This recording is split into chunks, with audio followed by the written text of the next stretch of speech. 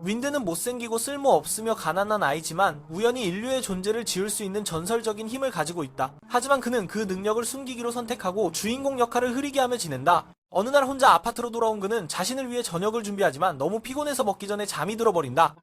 눈을 뜨고 보니 눈앞에는 화려한 뷔페가 펼쳐져 있고 처음에 외로운 풍경과는 완전히 다르다. 그는 포크를 들고 자신의 얼굴을 비춘다. 세상에, 이 아이는 누구지? 이 얼굴은 내 것이 아니야. 나는 다른 세계에 떨어진 아이가 되어 주위에는 음악가들과 춤추며 환호하는 군중이 있다. 처음에는 해외여행을 온 줄 알았지만 주위 사람들이 모두 일본어를 하는 것을 깨닫는다. 그는 꿈을 꾸고 있다고 생각하지만 이렇게 현실감이 넘치는 꿈이 있을 수 있을까? 음식을 맛보는 느낌이 너무 생생하다. 윈드는 눈을 감으려 하지만 눈을 감기도 전에 누군가가 부르는 소리를 듣고 일어나라고 재촉한다. 한 노인이 그를 일으켜 세우며 손님들에게 인사하라고 한다. 그래서 지금 신고는 윈이라는 이름의 몸에 살고 있으며 사람들 앞에 끌려 나와 수백 개의 호기심 어린 눈빛 속에서 얼떨떨하게 서 있다. 긴장해서 기절할 것 같던 순간 한 소년이 나타나 그를 구해준다. 그는 에릭이라고 자칭하며 사람들에게 윈이 그의 동생이라고 말한다. 이름이 길어서 부르기 번거롭다고 한다. 윈은 안도의 한숨을 내쉬며 에릭 옆에 앉는다. 이 새로 알게 된 형은 윈이 어리둥절해하는 모습을 보고 간단히 그의 이력서를 정리해준다. 그들에겐 또 다른 형이 하나 더 있는데 이름은 C다. 오늘은 그의 결혼식으로 귀족인 맨의 둘째 딸 아밀리와 결혼하는 날이다. 오랫동안 솔로였던 형이 드디어 아내를 얻었다고 한다. 아버지는 매우 기뻐한다. 그날 밤 사람들은 먹고 마시며 즐거운 시간을 보낸다. 하지만 윈은 여전히 새로운 몸과 어려운 상황에 적응하느라 힘들다. 그래도 그는 언어를 이해하고 표지판을 읽을 수 있다. 화려한 연애를 보며 그는 이 집이 매우 부유하다고 추측한다. 그런데 자신은 셋째 아들이다. 그러니 이 인생은 그저 놀고 자고 먹기만 하면 되는 것이라고 생각한다. 하지만 그건 그의 생각일 뿐이다. 인생은 여전히 그를 괴롭히고 부유한 집안의 꿈은 영화가 시작되자마자 끝나버린다. 계산해보니 5분도 안 되었다. 다음날 아침, 윈은 아침 식사를 보고 울음을 터뜨린다. 마른 빵과 물 같은 수프가 놓여있다. 부모님과 형제들은 아무렇지도 않게 먹고 있다. 주위를 둘러보니 벽지는 벗겨지고 나무 테이블은 못으로 대충 고쳐놓은 상태다. 에릭이 사냥해서 돌아오자 윈은 즉시 물어본다. 어제 그렇게 화려한 잔치였는데 오늘은 왜 이렇게 망한 집처럼 보이는 거야? 에릭은 어제는 체면을 지켜야 했다고 대답한다. 벽을 커튼으로 가리고 장비를 빌려서 손님을 대접하기 위해 맛있는 음식을 사는 등 잔치가 끝나면 다 반납하고 남은 것은 진짜 집의 모습이다.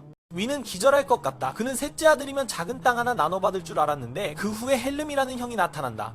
그리고 또 두 형, 파워와 HM이 마치 형제의 역사를 열어가는 듯이 나타난다. 에릭은 덧붙인다. 아직 두 형이 더 있는데 어제 잔치에 참석하지 않았어. 여기서 윈은 자신의 가족이 단순히 가난한 것이 아니라 자신이 이 가짜 고급 가문의 8번째 아들임을 이해하게 된다. 게다가 부모님에게서 경제적으로 어려운 상황에서 자녀를 더 낳는 것을 열망하는 모습이 보인다. 그들은 헬멧 왕국에 살고 있으며 인구는 거의 100만이다. 남쪽은 비공작이 있고 집은 인력을 추가로 생산하는데 열정을 가지고 있다. 그들은 인구가 거의 100만인 헬멧 왕국에 살고 있다. 남쪽에는 공비가 있고 집은 그곳에 있다. 윈은 바나 미니테스라는 작은 시골 마을에 살고 있으며 총 인구는 약 800명, 닭과 오리를 포함한다. 윈이 아직 정신을 차리지 못하고 있을 때 세영이 문 앞에서 어머니에게 작별 인사를 하고 있었다. 윈은 달려가서 무슨 일이 일어난 건지 물었다. 에릭은 형들이 집을 떠나야 한다고 설명했다. 땅은 그렇게 많은 자식들에게 나눌 수 없기 때문이다. 첫째 형은 모든 것을 상속받게 되고 허머는 먼 친척집에 시집가서 의지할 곳을 찾아야 한다. 나머지 형들은 수도로 올라가 새로운 삶을 스스로 개척해야 하며 그 순간부터 더 이상 귀족이 아닐 것이다.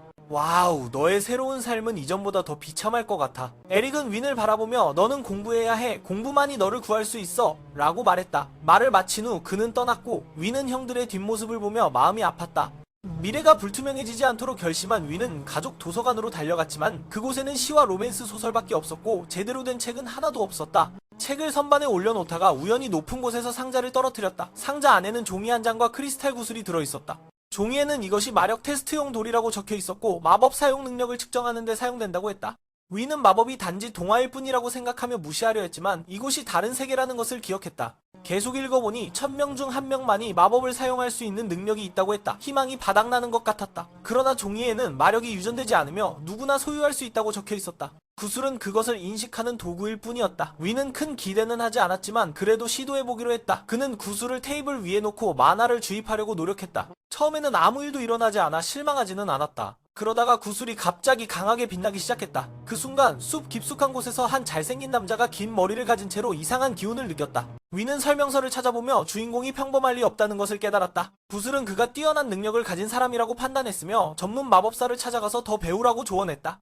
윈은 도서관을 뒤져 마법서적을 찾으려 했지만 로맨스 소설과 시 외에는 아무것도 없었다. 아버지가 들어오는 것을 보고 윈은 다른 도서관이 있는지 물었다. 아버지는 자신이 읽을 줄 모른다고 솔직히 말했다. 그리고 이 책들이 가족의 모든 지식 자산이라고 했다. 이미 모든 것이 사라졌는데 이제 지식까지 가짜로 만들어야 하냐고? 더 이상 없으면 그냥 가버리라고 했다. 그러고 나서 아버지는 윈에게 숲에 나가 나무를 베라고 했다. 숲에 들어간 윈은 나뭇가지를 가지고 마법을 시도했지만 아무 일도 일어나지 않아 매우 화가 났다. 갑자기 잘생긴 남자의 목소리가 들렸다. 그는 윈을 보고 기뻐했지만 윈은 나뭇가지를 들고 위협했다. 남자는 자신을 마법사라고 소개하며 윈에게 다가가 진정시키려 했다. 그는 나뭇가지를 빼앗아 던졌다. 나뭇가지는 절벽 아래로 떨어져 바위에 부딪히며 굴러갔고 아래를 보니 바위 위에 거대한 멧돼지가 서 있었다. 그 짐승은 그들이 자신을 공격한다고 생각하고 달려들었다. 윈은 공포에 질려 도망쳤지만 마법사는 그의 손을 잡고 짐승을 향해 손을 내밀었다. 그는 윈에게 바람 마법을 상상하고 만화가 몸속에서 흐르는 것을 그리라고 했다. 두 사람의 몸 전체가 초록빛으로 빛나기 시작했고 만화가 윈의 손바닥에 집중되었다. 멧돼지가 달려오자 윈은 두려움에 휩싸여 마법이 발동했다. 강한 바람이 폭발하며 짐승을 날려버렸다. 짐승이 더 미쳐 날뛰기 전에 마법사가 먼저 손을 내밀었다. 그는 자신을 엠펫 레인포스라고 소개하며 비공화국의 마법사였다고 말했다. 엠펫은 윈이 재능이 있음을 알아차렸다. 동화 같은 이야기지만 이곳은 다른 세계라는 것을 깨달았다. 계속 읽으면서 1000명 중에 1명만이 마법을 사용할 수 있다는 것을 알게 되었다. 마법을 사용할 수 있는 사람은 희망적으로 떨어진 것처럼 보였다. 그러나 종이에는 마법력이 유전되지 않으며 누구나 가질 수 있다고 적혀 있었다. 구슬은 그 사실을 인식하는 도구일 뿐이다. 윈드는 많은 기대는 하지 않았지만 시도해보았다. 그는 구슬을 테이블 위에 놓고 만화를 주입하려고 했다.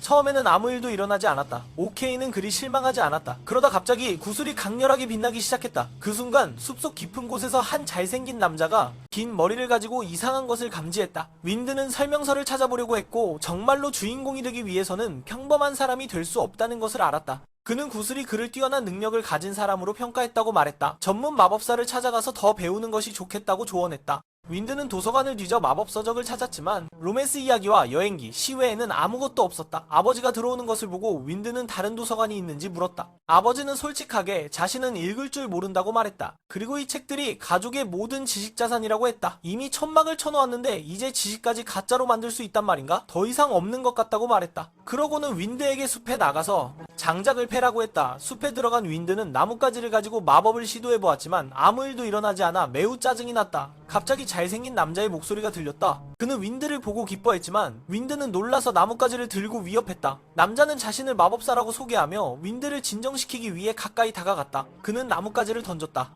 나뭇가지는 절벽 아래로 떨어져 바위에 부딪히고 굴러내려갔다. 아래를 보니 바위가 거대한 멧돼지의 형체를 이루고 있었다. 그 짐승은 고개를 들어 그들이 자신을 공격한다고 생각하고 달려왔다. 윈드는 놀라서 도망쳤지만 마법사는 그의 손을 잡고 짐승을 향해 손을 뻗었다. 그는 윈드에게 바람 마법을 상상하고 만화가 몸속에서 흐르는 것을 시각화하라고 요청했다. 두 사람의 몸은 만화가 윈드의 손바닥에 집중되면서 초록색으로 빛나기 시작했다. 멧돼지가 달려오자 윈드는 너무 겁이 나서 마법이 발동되었다. 강한 바람이 터져나와 짐승을 날려버렸다. 짐승이 더 화가 나기 전에 마법사가 먼저 손을 내밀었다. 그는 자신을 엠펫 레인포스라고 소개하며 공비의 마법사였다고 말했다. 엠펫은 윈드가 재능이 있다는 것을 알아차렸다. 바위에 부딪혀 아래로 굴러떨어지며 아래를 내려다보니 거대한 멧돼지 위에 똑바로 서 있는 바위를 보았다. 그 짐승 고개를 들고 그들이 자신을 공격한다고 생각하여 달려들었다. 윈드는 당황하여 도망쳤지만 마법사가 그의 손을 잡아당기며 짐승을 향해 손을 내밀었다. 그는 윈드에게 바람 마법을 상상하고 만화가 몸속에서 흐르는 모습을 그리라고 요청했다. 두 사람의 쓰다마 몸 전체가 윈드의 손바닥에 만화가 집중되면서 초록빛으로 빛나기 시작했다. 멧돼지가 돌진해 오자 윈드는 두려움에 마법이 튀어나왔다. 강한 바람이 폭발하여 짐승을 튕겨냈다. 짐승이 더 미쳐 날뛰기 시작하자 마법사는 그제야 적극적으로 나섰다. 그는 자신을 엠펫 레인포스라고 소개하며 비공국의 마법사였다고 말했다. 엠펫은 윈드가 재능이 있다는 것을 알아차렸다. 부유하고 나중에는 분명히 그를 초월할 것이다. 윈드가 집으로 돌아왔을 때 익숙한 식사에 대한 실망감이 다시 밀려왔다. 저녁 식사는 물처럼 희석된 차일 뿐 암펫이 그를 위해 야생 멧돼지 사건 이후에 우려낸 맛있는 차와는 거리가 멀었다. 그때 암펫은 윈드와 함께 차를 마시며 그에게 마법을 가르치고 싶다고 말했다. 윈드는 자신이 돈을 지불할 수 없을까 두려웠지만 암펫은 제자에게 돈이 필요 없다고 했다. 대신 그는 윈드가 비밀을 지켜주기를 원했다. 만약 사람들이 그가 뛰어난 재능을 가지고 있다는 것을 알게 된다면 그들은 그를 가문주로 만들려고 할 것이기 때문이다. 윈드는 잘 이해하지 못했지만 그냥 눈을 감고 계속하기로 했다.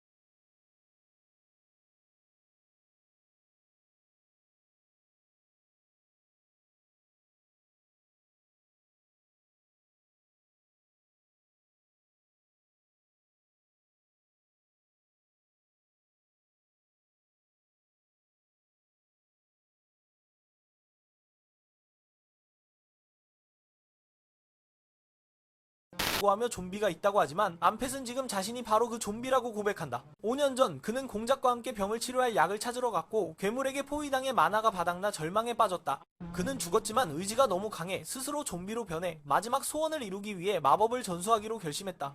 이제 윈이 나타났으니 암펫은 마음이 편해져 떠날 준비가 되었다. 그는 윈이 마지막 시험을 통과해야 하며 성스러운 마법으로 자신을 정화해야 한다고 말한다. 윈은 울며 고개를 저었지만 더 이상 슬퍼할 시간이 없었다. 이미 그의 몸에 퍼져버린 상태라 그는 무감각한 좀비로 변할 것이고 윈은 인생에서 가장 고통스러운 선택을 해야 했다. 암펫은 윈에게 빛의 마법을 가르치기 시작했다. 윈이 주문을 외우자 암펫 주위의 공기가 타오르기 시작했다. 암펫은 고통의 비명을 지르지만 여전히 윈에게 계속하라고 격려했다. 윈의 눈물은 흘러내렸고 그는 스승에게 작별 인사를 하고 싶지 않았다. 암펫은 떠나기 전에 그가 전수한 모든 것을 기억하라고 윈에게 당부했다. 순간 윈은 둘 사이의 짧은 시간과 소중한 수업을 떠올리며 마지막으로 스승에게 감사의 인사를 했다. 그는 암펫을 해방시켰다. 오랫동안 그저 걷는 시체에 불과했던 암펫은 부드럽게 웃으며 빗속으로 사라지며 윈에게 자신의 삶을 잘 살아가라고 당부했다. 윈은 눈물을 닦으며 가슴이 아파서 목이 메었고 스승의 마지막 말을 저버리지 않겠다고 다짐했다. 몇 년 후 윈은 집을 떠나 어머니에게 작별 인사를 하고 모험가가 되기 위한 꿈을 쫓기 시작했다. 모험가 학원은 새학기가 시작되면서 활기를 띠었다. 한 수업에서 학생들이 차례로 자기소개를 했다. 파란머리의 리스가 먼저 일어섰고 윈의 차례가 되었다. 그는 자기소개를 마치자 선생님이 각자에게 종이를 나눠주었다. 악몽은 시작되었다. 그 종이는 팀을 구성하라는 요구였다. 내성적인 윈에게는 그게 더 어려운 일이었다. 저녁 식사 시간, 윈은 혼자 앉아 식사를 했다. 가까운 테이블에서는 루이와 애나가 함께 앉아 있었다. 그들은 윈이 장학금을 받은 유일한 학생이라는 것을 금방 알아차렸다. 다른 한 학생은 윈이 너무 강해서 선생님이 더 이상 가르칠 것이 없다고 속삭였다. 그래서 윈의 팀에 들어가면 한가하게 살 수 있다는 이유로 아무도 가까이 다가가려 하지 않았다. 하지만 윈은 다르게 생각했다. 그는 윈이 누구를 팀에 들일지 보고 있다고 생각했다. 그래서 세 사람이 함께 윈에게 도전하면 윈은 최고의 검객, 리스는 최고의 전사, 그리고 최고의 상인일지도 모르니 그들을 다른 눈으로 볼지도 모른다고 생각했다. 윈은 그들이 무슨 생각을 하는지 모르고 단지 대화를 시도하고 가져온 양념을 나누고 싶었다. 하지만 그가 다 나누기도 전에 다른 학생들이 몰려와 윈이 그들의 팀에 들어간다고 선언했다. 윈이 원하든 원하지 않든 모두가 친해 보였고 자신은 아무도 없었다. 그는 조용히 자신의 테이블로 돌아갔다. 다음 수업에서 선생님은 사냥 임무를 주었다. 윈은 이번에는 팀을 구성할 수 있을 것이라 기뻐했지만 이미 팀이 나뉘어 있었다. 리스는 윈을 초대하려 했지만 윈은 그를 막았다. 과도하게 생각하는 성격인 그에게 혼자 가는 것은 도전이었고 그들은 자신을 증명하기 위해 윈보다 더 많은 것을 사냥해야 했다. 몇 시간 후 각 팀이 전리품을 제출했고 윈의 팀은 자랑스럽게 3마리의 통통한 멧돼지를 가져왔다. 윈의 차례가 되자 그는 암펫이 남긴 마법 가방을 열어 하나씩 꺼내 테이블을 가득 채웠다. 그 장면을 보고 그들의 팀은 윈을 그들의 팀으로 끌어오려는 생각을 포기했다. 윈드는 그들이 무엇을 생각하는지 여전히 모르고 단지 대화를 시작하고 가져온 양념을 주고 싶었다. 하지만 그가 다 주기 전에 다른 학생들이 들어와 윈드가 그들의 팀에 들어온다고 선언했다. 그들은 윈드에게 묻지도 않고 바로 팀에 받아들였다. 윈드는 모두가 서로 친한 것을 보았고 자신은 아무도 없다는 것을 깨달았다. 그는 조용히 테이블로 돌아갔다. 다음 수업에서 교수는 사냥 임무를 주었다. 윈드는 이번에는 팀을 만들 수 있을 것이라고 기뻐했지만 이미 팀이 나뉘어 있었다. 리에스는 윈드를 초대하려 했지만 윈드는 막았다.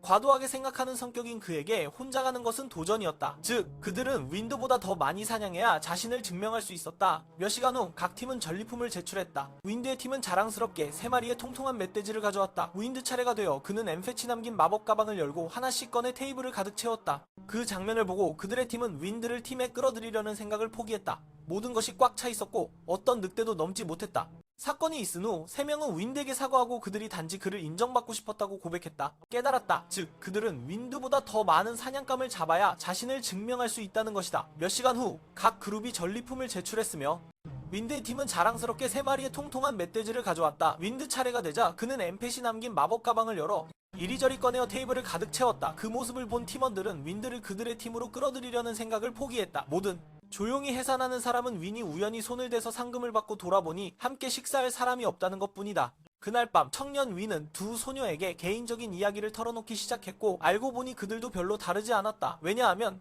그들은 첫째아들이 아니기 때문에 항상 무시당했다. 재능이 깨어났을 때 그들은 가족보다 더 강해져 부모와 형제들이 점점 멀어졌다. 그들은 단지 서열 때문에 희망을 잃어가고 있었고 그래서 세 사람은 포기하지 않고 윈에게 인정받게 만들 것이다. 다음날 윈, 루이스, 애나는 깊은 숲으로 들어갔고 늑대무리에 매복당했다. 위험한 순간에 윈은 우연히 근처에 있어 사냥이 감지할 수 있도록 추적 마법을 사용했다. 그는 그들을 구하면 어쩌면 인연이 생길 수 있을 것이라고 생각하고 즉시 달려가 지원했다. 이쪽 세 사람은 필사적으로 싸웠지만 늑대의 수가 너무 많았고 윈은 부상을 입었으며 늑대는 한 마리가 죽으면 또 다른 마리가 나타났다. 이때 윈이 도착했고 그는 마법을 사용해 돌출된 바위를 만들어 벽을 쌓아 올려 늑대가 넘어올 수 없도록 했다. 사건이 끝난 후 세 사람은 윈에게 사과하고 그들이 단지 그를 인정받고 싶었다고 고백했다. 사실 윈이 사용한 주문은 S급 마법으로 여기 있는 모든 사람을 그들은 윈드와 함께 팀을 만들고 싶었지만 자존심이 상해 다시 팀을 만들겠다는 생각을 포기했다. 윈드는 그들을 붙잡으려 했지만 그때 교수님이 들어와 기쁘게 반가운 소식을 전했다. 압도할 수 있는 수준이었다. 그들은 꿈에도 미치지 못할 수준이었다. 큰 자존심이 다시 그들을 주춤하게 만들었고 그들은 공동팀을 만들겠다는 생각을 포기했다. 윈은 그들을 붙잡으려 했지만 바로 그때 선생님이 들어와서 그는 기쁘게도 공작이 반 전체를 초대했다는 소식을 전했다. 모두가 소란스러웠다. 공작이 반 전체를 초대해 파티를 열었다고 했다. 모두가 흥분하며 자신을 낮추었다. 윈드는 매우 불쾌했지만 루이스와 이네어만이 가장 괜찮았다. 그들은 계속해서 자존심을 느끼기보다는 그들을 붙잡으려 했지만 바로 그때 선생님이 들어와서 기쁘게 공작이 반 전체를 초대해 파티를 열었다고 알렸다. 모두가 흥분하며 누군가가 입 밖에 내기 전까지는 아마 공작이 윈을 만나고 싶어서 반 전체를 초대했을 것이라고 말했다. 모두가 자신 때문에 부끄러워하는 모습을 보며 그는 매우 불편했다. 오직 루이스와 에나만이 가장 편안했다. 그들은 계속해서 자책하기보다는 파티에 갈 때 무엇을 입을지에 대해 신경 썼다. 파티에 도착하자 모든 것이 그 어느 때보다 분명해졌다. 공작이 들어오고 자신을 낮추었다. 그는 매우 불쾌했지만 루이스와 에나만은 그를 위로해 주었다. 계속해서 자존감을 낮추기보다는 그냥 파티에 갈 때 뭘 입을지 걱정하는 것뿐이야. 파티에 가면 모든 것이 그 어느 때보다 분명해져. 공작이 들어온다. 모든 학생들을 지나쳐 윈에게로 직진했다. 그는 자신을 아마데르스라고 소개하며 윈과 단독으로 만나고 싶다고 말했다.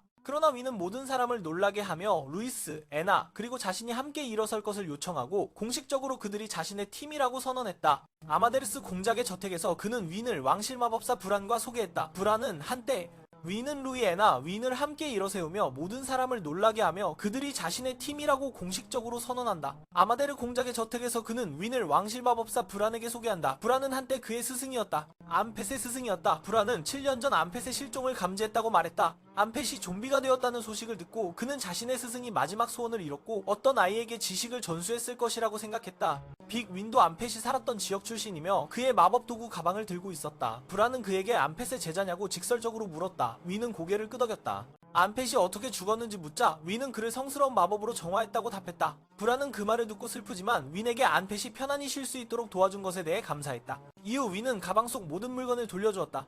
그는 자신의 제자가 마지막 소원을 이루고 어떤 아이에게 지식을 전해주었다고 생각한다. 빅 윈도 암펫이 살았던 지역에서 왔고 그의 마법 도구 가방을 들고 있다. 브란은 그에게 암펫의 제자인지 직접 묻는다. 윈은 고개를 끄덕인다. 암펫이 어떻게 세상을 떠나는지 묻자 윈은 그를 성스러운 마법으로 정화했다고 대답한다. 브란은 아니었다. 윈드는 고개를 끄덕였다. 엠펫이 어떻게 죽었는지 묻자 윈드는 그를 성스러운 마법으로 정화했다고 대답했다. 브랜 그 말을 듣고 슬퍼하지만 윈이 암펫이 편안히 쉴 수 있도록 도와준 것에 감사한다. 이후 윈은 가방 안에 모든 물건을 돌려준다.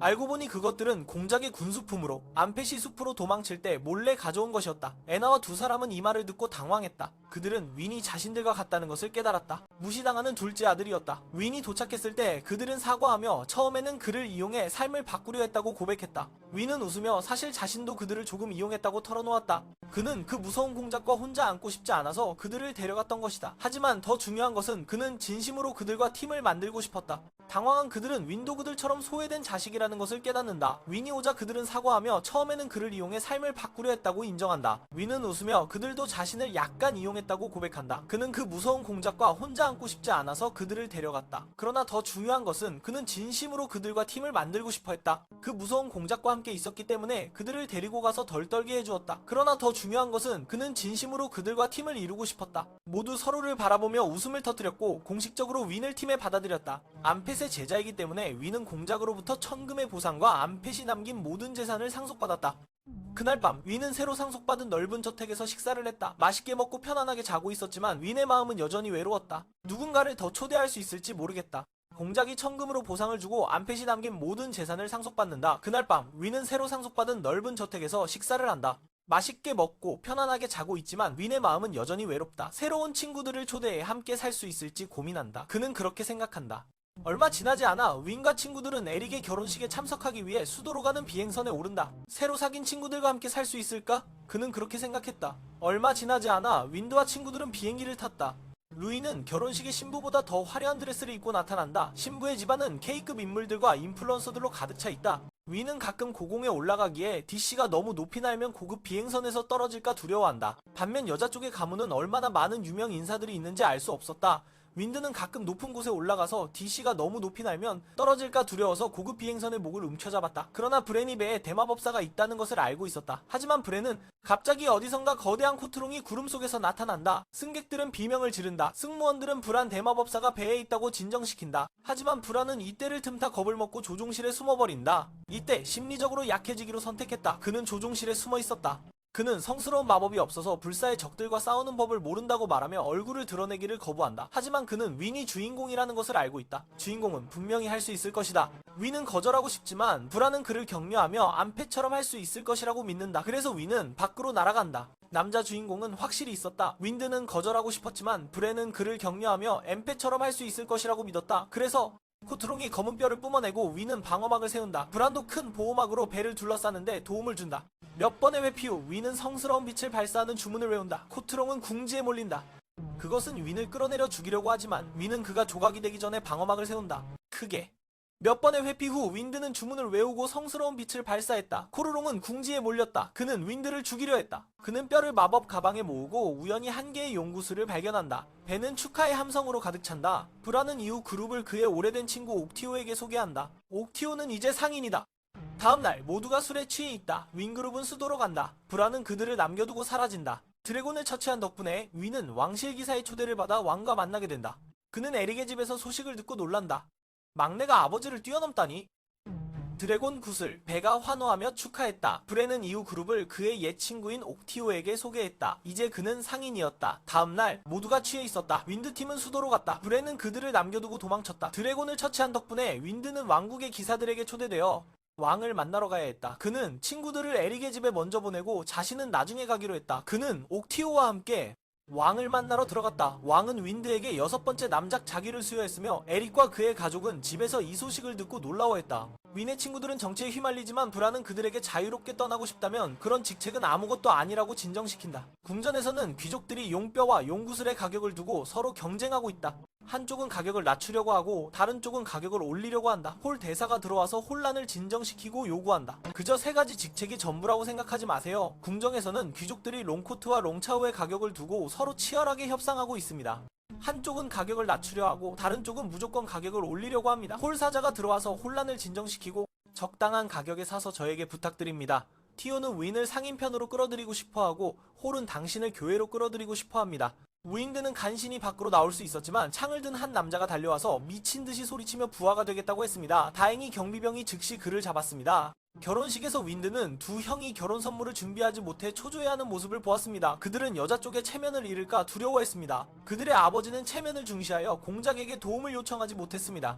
윈드는 그 장면을 보고 윈드는 그 장면을 보고 윈드는 그 장면을 보고 윈드는 그 장면을 보고 윈드는 그 장면을 보고 윈드는 그 장면을 보고 윈드는 그 장면을 보고 윈드는 그 장면을 보고 윈드는 그 장면을 보고 윈드는 그 장면을 보고 윈드는 그 장면을 보고 윈드는 그 장면을 그 장면을 보고 윈드는 그 장면을 그 장면은 그 장면은 그 장면은 그 장면은 그자 결심했습니다. 그는 가족을 위해 결혼 선물을 준비하기로 했습니다. 결혼식은 잘 진행되었습니다. 윈드는 기쁘게 박수를 쳤지만 마음속으로는 기쁘지 않았습니다. 그는 귀족이 되었다고 하지만 밖에서 힘들게 살아가는 사람들보다 더 힘든 것 같았습니다. 연회가 끝난 후 아이오가 윈드에게 된장 항아리를 주었습니다. 그가 이 음식을 도시에서 찾았지만 찾지 못했다는 소문이 있었습니다. 그는 마법을 사용하여 가족과 소대를 새 저택으로 데려가 기분이 좋습니다. 그는 귀족이 되는 것이 실제로는 밖에서 힘든 삶보다 더 힘들다는 것을 느꼈습니다. 연회가 끝나고 아이오가 윈드에게 대두를 담은 항아리를 건넸습니다. 그가 이 음식을 도시 곳곳에서 찾았지만 없었다고 들었습니다. 그는 마법을 사용해 가족과 소대를 저택으로 데려갔습니다. 고향 스타일의 된장국을 끓였습니다. 그렇게 요리한다고 해도 이제 마법이 있으니 힘들지 않게 사용했습니다.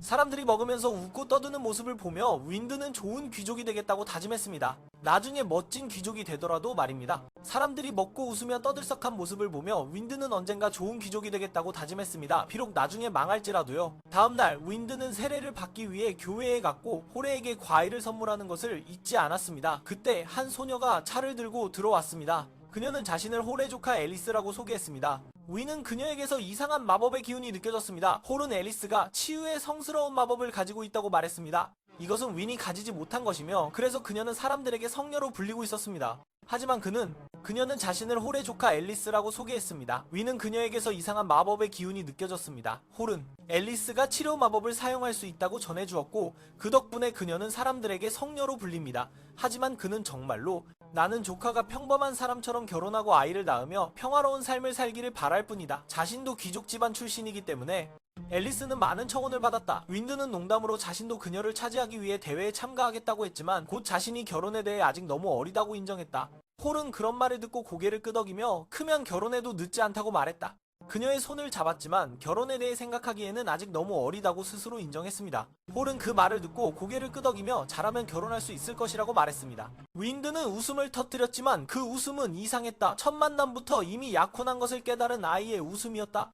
그 후 홀은 정원에서 느긋하게 앉아 뜨거운 차를 마시며 그 약혼이 과연 현명한 선택인지 바보 같은 선택인지 집사와 이야기했다. 그는 왕의 동의를 이미 받았으니 윈드의 공작과 상관없이 반대할 수 없다는 것을 의미했다. 솔직히 그들 역시 윈드를 가족으로 끌어들이는 것의 이점을 너무 잘 알고 있었다. 첫눈에 반한 사람과 결혼하는 것은 쉽지 않다고 했습니다. 그 후 홀은 정원에서 느긋하게 앉아 뜨거운 차를 한 모금 마시며 그 약혼이 결국 현명한 선택인지 바보 같은 선택인지 집사와 이야기했습니다. 그는 이미 왕의 동의를 받았으므로 윈더의 공작과 상급자들도 반대할 수 없었습니다. 솔직히 그들 스스로도 교회의 힘이 얼마나 무서운지 잘 알고 있었습니다. 그 약혼이 현명한 선택인지 어리석은 선택인지에 대해 집사와 이야기했습니다. 그는 왕의 동의를 받았고 이는 윈드의 공작과 고위직들도 반대할 수 없다는 뜻입니다. 솔직히 그들 스스로도 너무 잘 알고 있습니다. 윈이 가져오는 황금의 힘은 그가 얼마나 무서운 교회의 힘을 이해하고 있는지를 보여주기에 충분했다. 그리고 그들이 앨리스를 젊고 재능 있는 남작에게 시집 보내는 것은 꿈에도 생각할 수 없는 좋은 거래였다.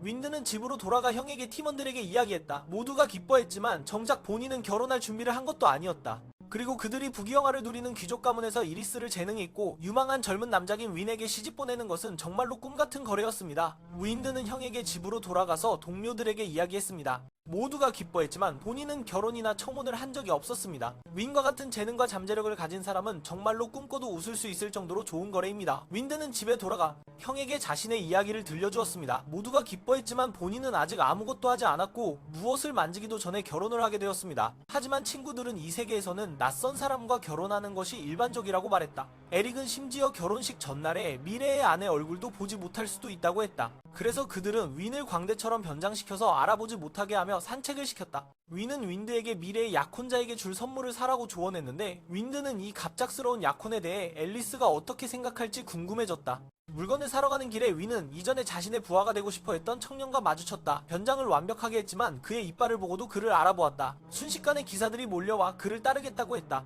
그 청년은 계속해서 창을 휘두르며 자신의 재능을 과시했다. 윈은 즉시 도망쳤다. 미래의 아내의 얼굴을 보지 못했습니다. 그래서 그들은 윈드를 광대처럼 변장시켜서 알아보지 못하게 하고 데리고 나갔습니다. 윈드는 윈드에게 미래의 약혼자에게 선물을 사라고 했고 윈드는 이 갑작스러운 약혼에 대해 이리스가 어떻게 생각할지 궁금해하기 시작했습니다. 물건을 사러 가는 길에 윈드는 이전에 자신의 부하가 되고 싶어 했던 젊은이와 마주쳤습니다. 비록 완전히 변장했지만 그의 치아를 보고도 그를 알아보았습니다. 순식간에 기사들이 몰려와서 그를 따르겠다고 했습니다. 그 남자는 다시 창을 휘두르며 자신의 실력을 과시했습니다. 윈드는 즉시 이동하여 상황이 악화되기 전에 벗어났습니다.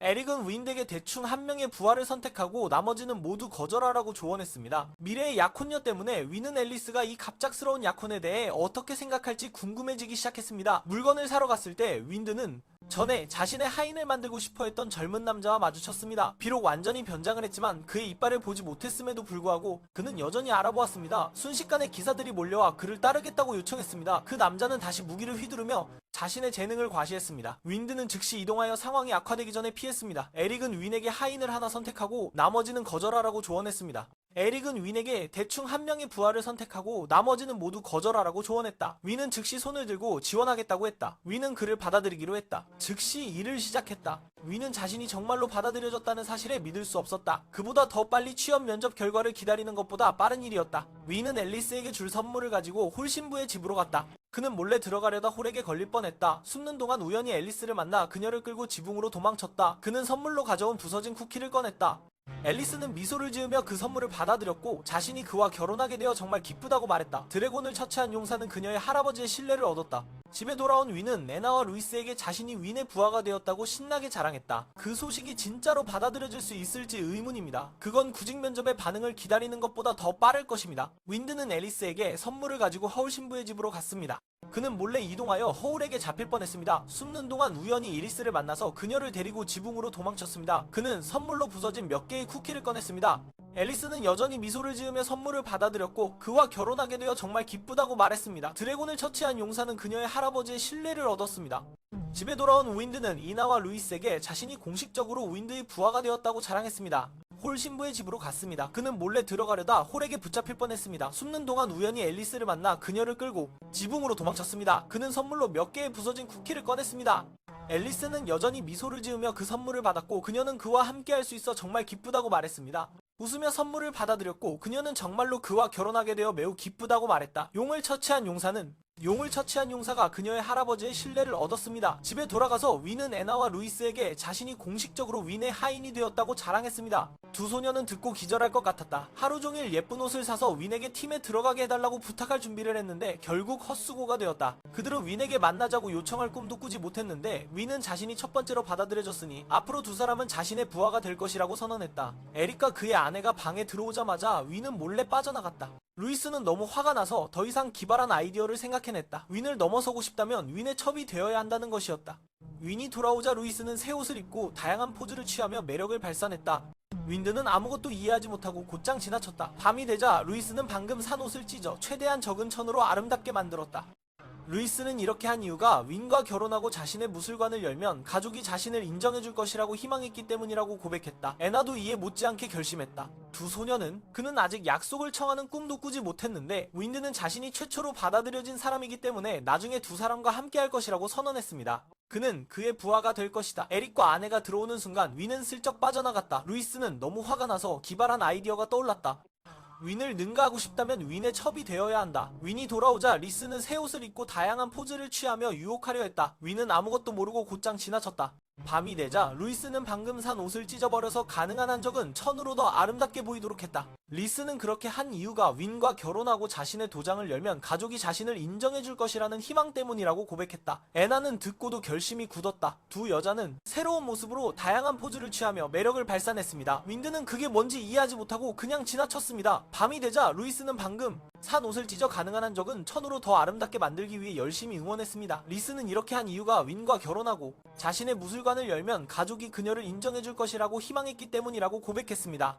애나도 이에 결심을 굳혔습니다. 두 여자는 아직 계획을 세우고 있던 윈드는 이리스로부터 저녁 초대장을 받았다. 두 사람은 함께 식사를 했다. 식사가 끝나고 윈드는 돌아가려 했다. 그러자 홀의 하인이 나와서 상기시켰다. 예의상 윈드는 첫 데이트를 위해 앨리스에게 선물을 줘야 했다. 그래서 그들은 보석 가게로 갔다. 가게는 다양한 반지와 보석으로 반짝였지만 윈드에게는 모두 값싸고 못생겨 보였다. 이리스는 그가 이런 사치품에 돈을 쓰는 것을 원하지 않았지만 윈드는 지금 돈이 넉넉했기에 걱정할 필요가 없었다. 그러다 우연히 한쪽 구석에 있는 간단한 디자인의 반지를 발견했고 가게 주인은 그 반지가 평범해서 약혼 반지로는 어울리지 않는다고 말했다. 하지만 앨리스의 눈이 반짝이는 것을 보고 윈드는 단호하게 구매를 결정했다. 누가 알았겠는가? 그 반지가 다른 반지들보다 6배나 비쌌던 것은 마법의 돌로 만들어졌기 때문이다. 돌아오는 길에 앨리스는 윈드에게 그 반지가 막대한 양의 만화를 담을 수 있다는 것을 알고 있냐고 물었다. 그녀는 그 이후로 윈드가 선택했다고 생각했다. 윈드는 솔직하게 그 반지를 선택한 이유가 그녀와 잘 어울린다고 말해주었다. 그는 수도에서의 시간이 스트레스를 주었다고 털어놓았다.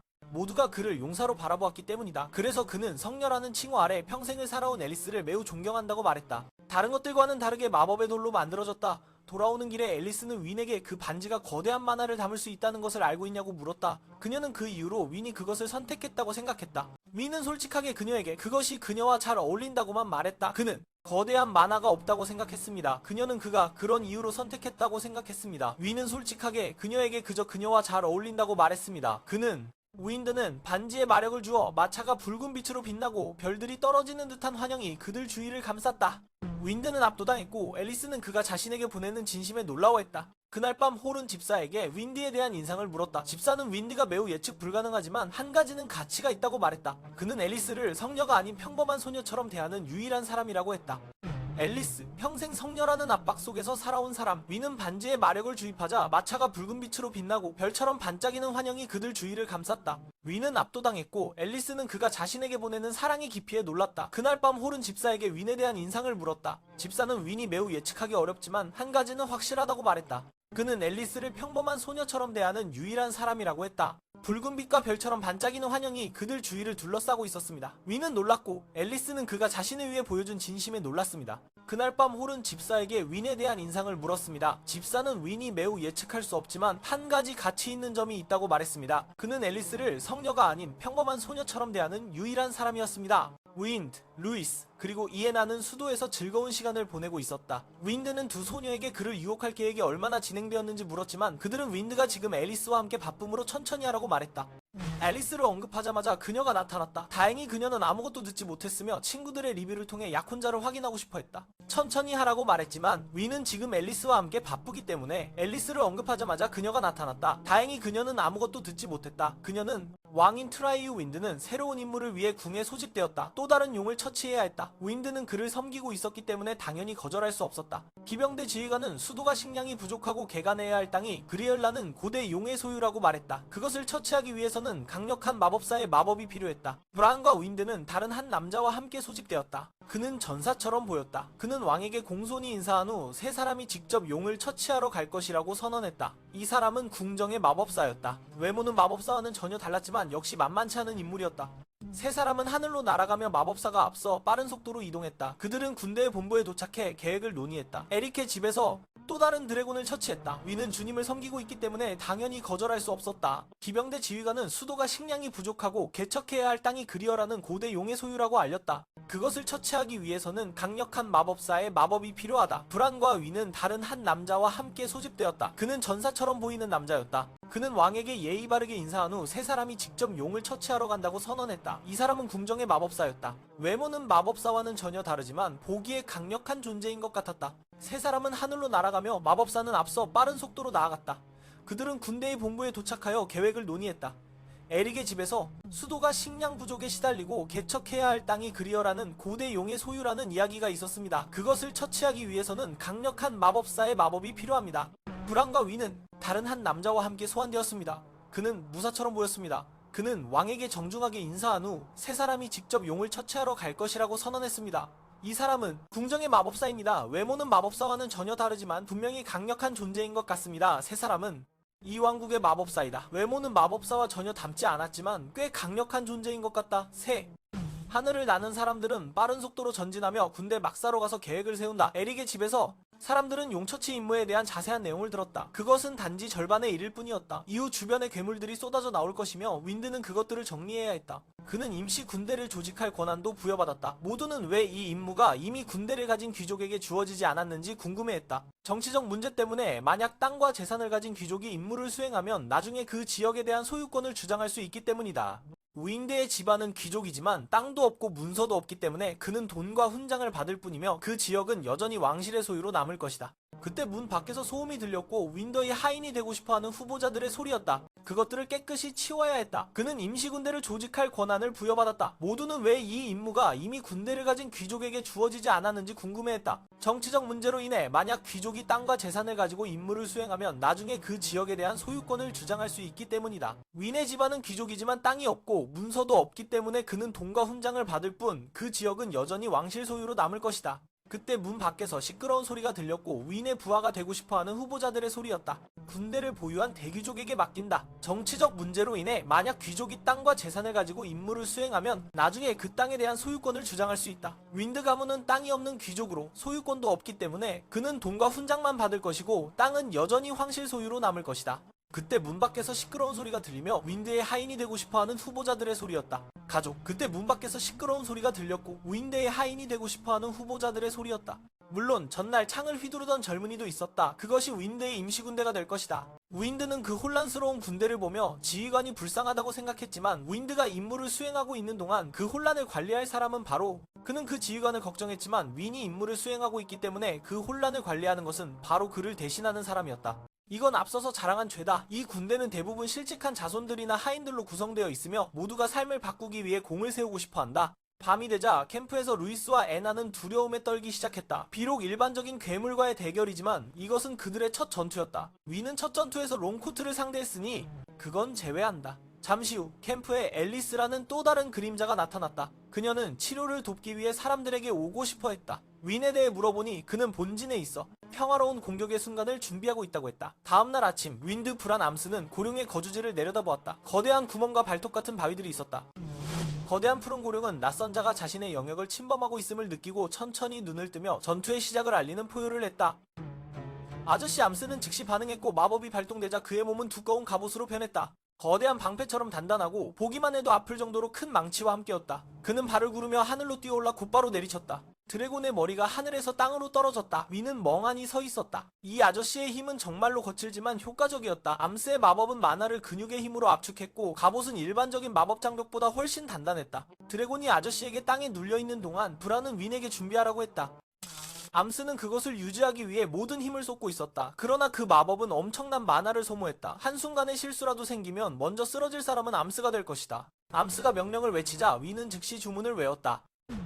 전투의 현장을 휩쓰는 마력의 물결이 고룡을 끝장냈다. 전투는 번개처럼 끝났고 윈드는 방금 일어난 일에 자신이 정말로 필요했는지 의문을 가졌다. 캠프 쪽에서는 앨리스가 멀리 바라보며 윈을 생각하고 있었다. 윈과 두 소녀는 아침 식사를 가져다주며 그녀를 달래고 윈이 가장 좋아하는 음식을 먹어보라고 했다. 세 사람은 즐겁게 대화하며 앨리스도 어느 정도 안심하게 되었다. 그러다 한 병사가 달려와 소식을 전했다. 윈드가 임무를 완수했습니다. 그는 드래곤을 처치했습니다.